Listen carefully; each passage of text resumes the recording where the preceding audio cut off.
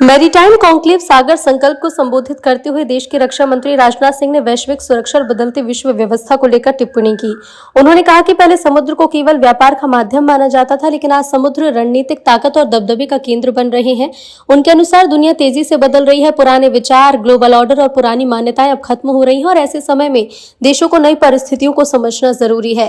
रक्षा मंत्री ने middle east की मौजूदा स्थिति का उदाहरण देते हुए कहा कि वहां जो हालात बन रहे हैं असामान्य है।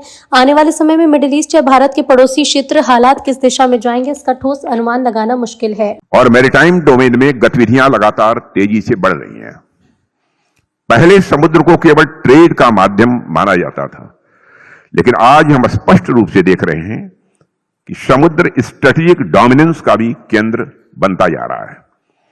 दुनिया बदल रही है और पुराने नोशंस टूट रहे हैं, और यह बात हम पिछले कई वर्षों से लगातार देख रहे हैं।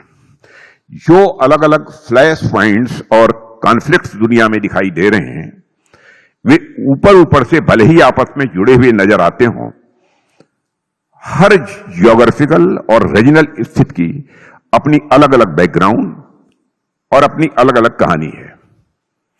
फिर भी अगर गौर से देखें तो एक कॉमन बात हमको दिखाई देती है।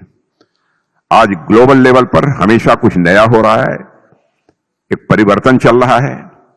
पुराने विचार, पुराने ग्लोबल ऑर्डर, पुरानी बिलीफ्स तेजी से बदल रही हैं, और यही वह अनसर्टेनिटीज हैं जिन्हें हमें समझना होगा।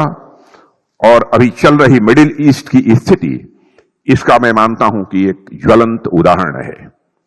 आज जो वहां हो रहा है वह बहुत ही असामान्य है। आगे चलकर मिडिल ईस्ट में या हमारे पड़ोस में परिस्थितियां किस दिशा में जाएंगी, इस पर अभी कोई कॉन्क्रीट प्रेडिक्शन करना कठिन है।